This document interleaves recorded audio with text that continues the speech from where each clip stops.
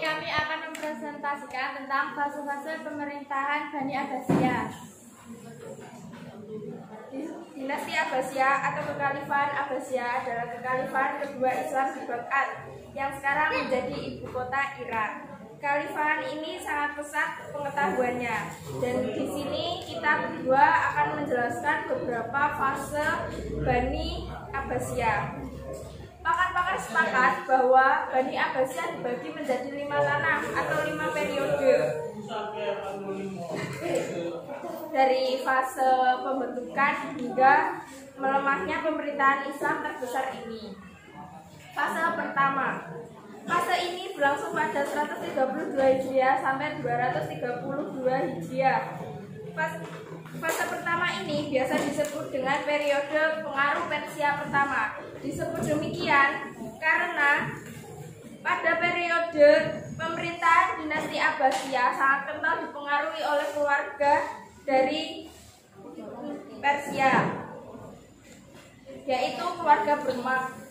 Ketika Khalifah Ja'far bin Mansur berkuasa, Khalid bin Burmak ditunjuk untuk menduduki posisi sebagai wazir. Akhirnya, keluarga Burmak secara turun-temurun mempunyai pengaruh yang sangat penting dalam pemerintahan dinasti Abbasiyah hingga kekuasaan Harun ar-Rasyid Abu Ja'far yang membuat kebijakan memindahkan Abbasiyah dari Damaskus yang ke tempat yang lebih luas ke wilayah Persia. Fase yang kedua atau fase asimilasi. Fase ini berlangsung sekitar 232 Hijriah sampai 334 Hijriah atau 847 Masehi sampai 945 Masehi. Fase ini terjadi pada masa kepemimpinan Al-Mutawakkil yang ditandai dengan pengaruh kekuasaan pertama Turki. Pada akhir abad ke-9, pada saat di wilayah Islam terjadi disintegrasi yang lepas dan merdeka dari pemerintahan Abbasiyah sebagai pusat pemerintahan Islam.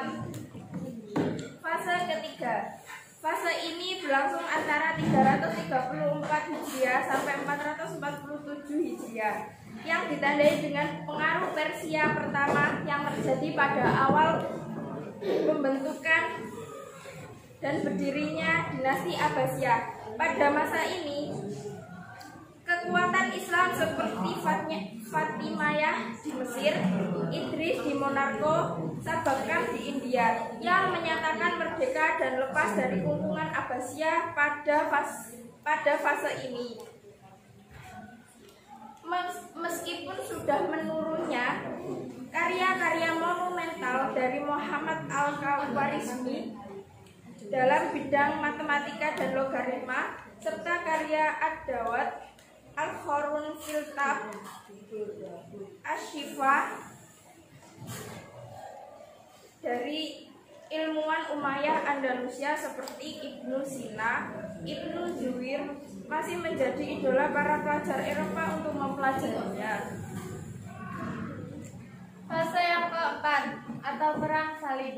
Fase ini berlangsung sekitar 447 Hijriah sampai 590 Hijriah atau 1055 Masehi sampai 1194 Masehi. Fase ini sering disebut dengan munculnya pengaruh Turki dengan munculnya Bani Saljuk yang menyaingi Abbasiyah di Baghdad sekaligus Umayyah II di Andalusia.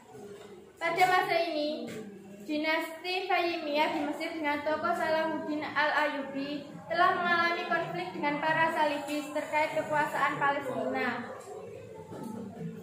Pada fase ini, ilmu pengetahuan masih berjalan yang dikembangkan oleh Bani Abbasiyah dan Umayyah Andalusia. Di wilayah Islam seperti Mesir, berkobar perang salib menghadapi kaum Nasrani yang berlangsung selama 2 abad. Orang Nasrani pada waktu itu selain berperang, mereka juga masih belajar universitas-universitas Islam yang masih bertahan dengan proses belajar mengajar. Fase kelima. Fase ini terjadi antara 590 Hijriah sampai 656 Hijriah di mana perang salib sudah mulai memporak-porandakan kekuatan Islam. Dan puncaknya pada 1258 Masehi,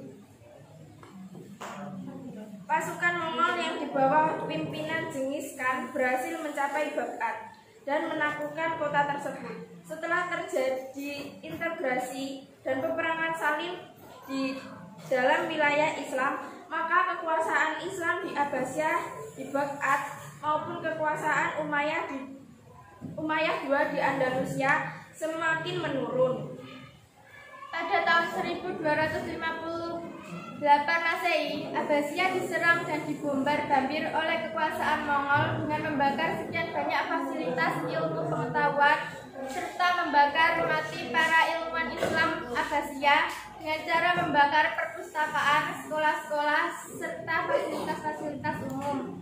Kondisi peradaban Islam di Baghdad hancur lebur. Setelah kejadian selama 5 abad, suramlah peradaban Islam. Lesulah wajah peradaban Islam yang berakhirlah kegemerlapan peradaban Islam. Sekian dari presentasi kami.